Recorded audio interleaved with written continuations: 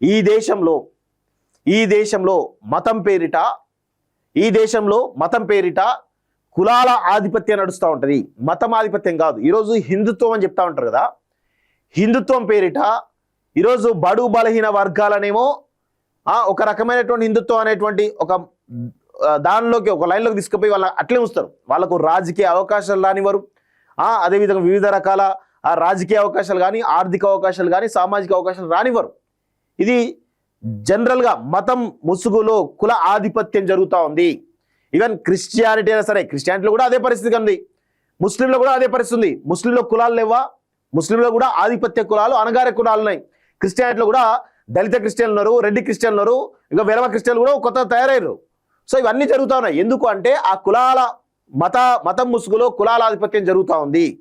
So దానివల్ల మూడు మతాల్లో ఉన్నటువంటి ఆధిపత్య వర్గాలేమో తమ మతం గొప్పదంటే మతం గొప్పదంటూ ప్రజలని ఒక రకమైనటువంటి మానసిక స్థితిలోకి నెట్టివేయబడుతున్నారు. దాంతో కింద అణగారిన వర్గాలు ఎవరైతే ఉన్నారో, బీసీ, ఎస్సీ, ఎస్టీలు ఎవరైతే ఉన్నారో, వీళ్ళు ఏం చేస్తారు, కంప్లీట్గా ఈ మతం ఉచ్చులో పడి వాళ్ళు అన్ని మర్చిపోతారు, మతం కోసమే పనిచేస్తూ ఉంటారు. కానీ అది జరిగేది చూడండి, మతం అనే కోణంలో కులాల ఆధిపత్యం జరుగుతూ ఉంటుంది. ఈరోజు ఇంత పెద్ద ఎత్తున హిందూ మతాన్ని ప్రచారం చేస్తున్నారు కదా, హిందూ మతంలో నేను ఒకటే అడుగుతా ఉన్నాను, ఈరోజు బ్రాహ్మిన్స్ దళితులను పెళ్లి చేసుకుంటారా? రెడ్లు దళిత ఎస్టీలను పెళ్లి చేసుకుంటారా? ఈరోజు వెలమలు బీసీలను పెళ్లి చేసుకుంటారా? మొత్తం అందరం కలుద్దాం, కులాలన్నీ తీసేసి ఒక మతం పేరుని కలుద్దాం, అవుతుందా? ఆ పరిస్థితి ఉంటుందా? కులం అనే పునాదుల మీద మన భారతీయ సమాజం ఏర్పడింది. దానిపైన మతం అనేటువంటి ఆధిపత్యం ఉన్నది.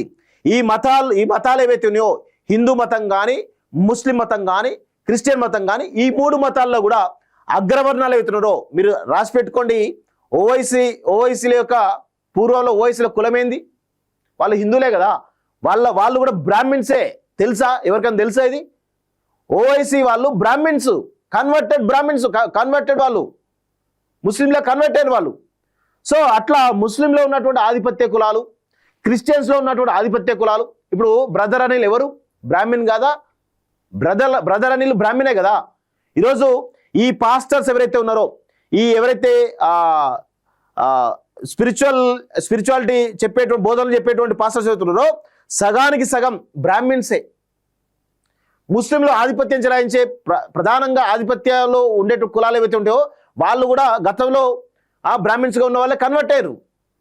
సో ఇట్లా మూడు మతాలలో అగ్రవర్ణాలు ఎవరైతే ఉంటారో, బ్రాహ్మిన్స్ కానీ, రెడ్లు కానీ, వెలమలు కానీ, మిగతా సమాజం వాళ్ళు ఎవరైతే ఉన్నారో, వీళ్ళు ఈ దేశంలో ఉన్నటువంటి ఎస్సీ, ఎస్టీ, బీసీలకు ఒక మతపరమైనటువంటి ఉచ్చులో వాళ్ళకు నెట్టివేయబడి వాళ్ళని అదే చూడండి, ఈ హిందుత్వంలో ఉన్మాదత్వంతో వ్యవహరించే వాళ్ళంతా కూడా బీసీలే, క్రిస్టియానిటీలో ఉన్మాదత్వం వ్యవహరించే వాళ్ళంతా కూడా బీసీలే, ముస్లింలో ఉన్మాదత్వంతో వ్యవహరించే వాళ్ళంతా కూడా బడుగు బలహీన వర్గాలే కదా.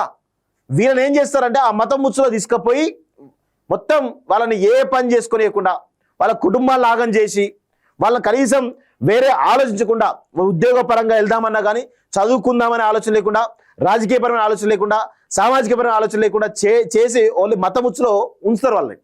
ఇది తరతరాలుగా జరుగుతున్నటువంటి పరిస్థితి. దీన్ని మనం అర్థం చేసుకోకపోతే ఈ దేశం బాగుపడదేమో అనేది, ఎప్పటికైనా ఈ దేశం ఇట్లనే ఉంటుంది, ఇదే విధంగా ఉంటుంది అనేది చాలా స్పష్టంగా అర్థమవుతా ఉంది.